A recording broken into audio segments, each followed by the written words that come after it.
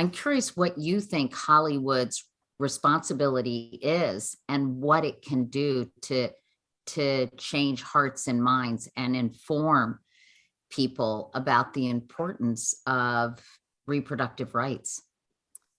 Yeah, I think just to bring it back to sort of the story of how I made Obvious Child and how I got it made. I made it outside of the studio system.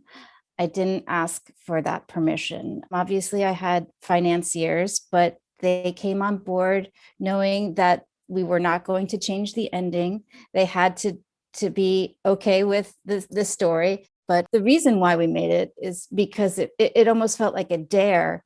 All these films that came out in the mid 2000s about young women having unplanned pregnancies, and they never even mentioned the word abortion.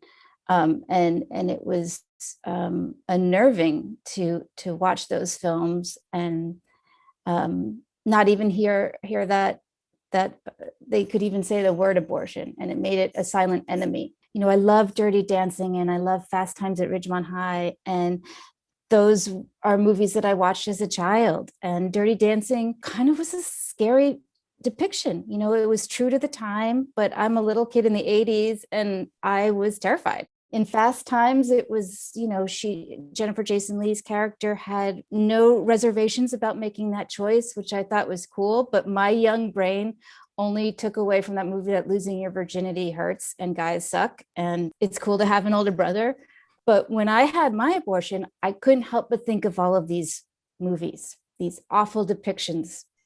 And I was scared.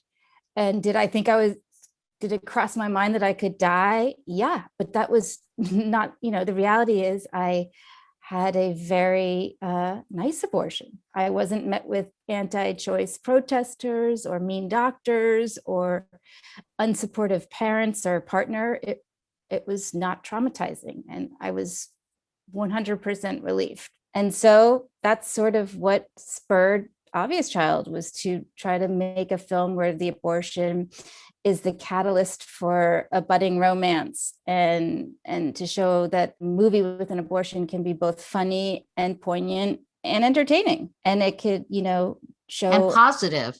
Yeah, no stigma or shame is involved.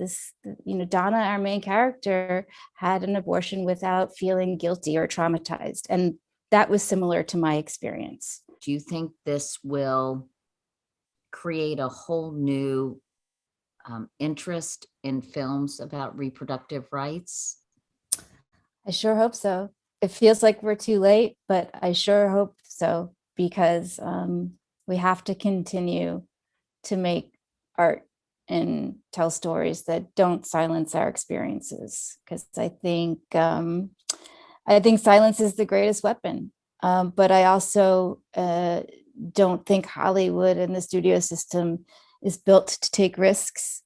I personally don't think telling these stories are risky. I think we've seen in a lot of films that these stories are stories that work well, that can be entertaining. And I don't know if movies can change people's minds, but I think they can make people feel less alone. And I think that that's why, with or without the support of Hollywood, I think we need to continue to make our stories, to tell our stories.